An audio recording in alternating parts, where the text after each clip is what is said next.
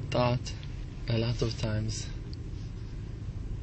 People are asking themselves, how can it be that life can be so hard? How can it be that Hashem Yitbarach is with us and we believe in Him and we're counting on Him, and the darkness is so thick and so dark and so hard, and people lose their faith and falling into bad thoughts about Hashem Yitbarach and immediately saying, no, Hashem is angry about us. Today, we will discover the natural wonder of kelp forests and the threats that these ecosystems face today. A kelp forest is a marine ecosystem, typically found in cool coastal areas. They are similar to coral reefs, boasting high productivity, lots of wildlife, and stunning views of the ocean. They are also similar to terrestrial forests with large kelp organisms functioning like trees in the water.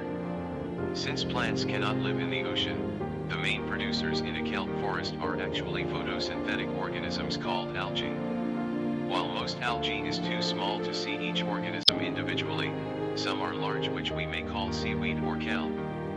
In the kelp forest, the foundation of the ecosystem is the giant kelp Macrocystis pyrifer.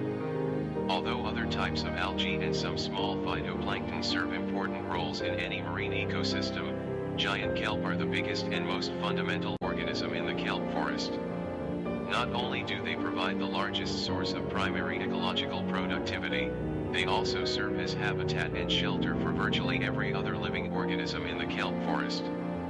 Feeding on giant kelp are a host of algivaries, that is seaweed-eating organisms, but the purple sea urchin has perhaps the biggest impact. In large groups, these small spiny organisms can consume an entire forest ecosystem and keep it from growing back.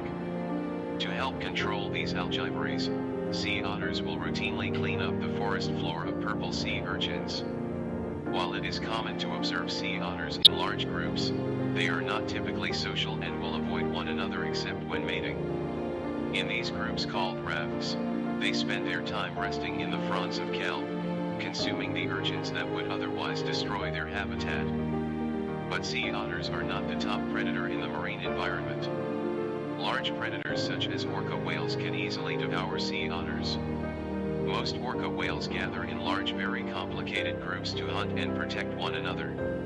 In these packs, orca may easily hunt for sea otters, but usually prefer other animals like fish and seals. But the key to this ecosystem is the symbiosis between the kelp and the sea otter. Without any protection, sea urchins would easily devour the whole kelp forest, removing habitat for many of the other fish and marine animals that call this place home. To protect the habitat, sea otters will control urchin populations by eating enough of them to keep the kelp forest healthy. The otter and kelp mutually benefit from this